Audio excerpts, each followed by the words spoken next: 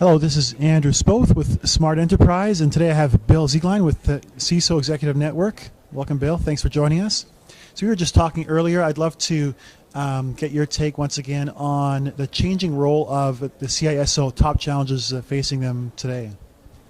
Yeah, so Andrew, as I mentioned earlier, one of the biggest challenges we're seeing is that risks are moving at the speed of light and companies are not. So in other words, the advanced persistent threat, the threats coming from China and some of the other state-funded attackers are moving faster than our companies are reacting. And as I mentioned, I think that if the average consumer understood the real risk, there would be an upheaval.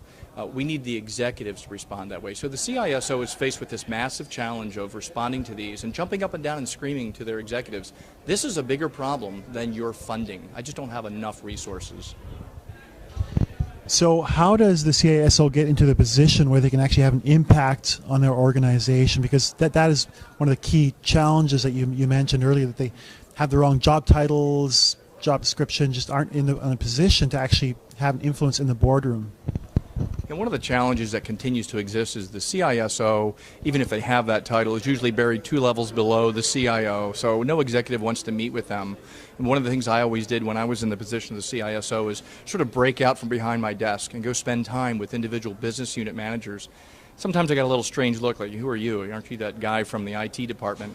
And that's part of the challenge. I don't think the CISO should be in the IT department any longer. That role has outgrown IT. It really needs to be a peer to the CIO, reporting upwards, to get the kind of respect that it needs and to be able to communicate effectively what the risk is. But we've done our own disservice as CISOs. Is I think we talk too much about IT. And we have to stop talking about systems and technology and start talking in business terms. What is the risk to the business? What kind of loss can they expect from these kinds of new threats that are coming their way? For the aspiring CISO, what advice would you have for them today? Well, it's funny, the CISO, as I said earlier, has to get out from IT. And I think we're going to start seeing CISOs emerge from possibly the audit team, where they have an understanding of the business maybe a little bit more than an IT person does. And quite frankly, I think a lot of CISOs need to have a degree in law, because the law impacts so much of what we do as CISOs anymore. And there's regulations in every single state and federal legislation coming down the pike. So I think the aspiring CISO needs to think about business, maybe have an MBA. Don't necessarily have to have a technology background. I think that's going to become important. Okay.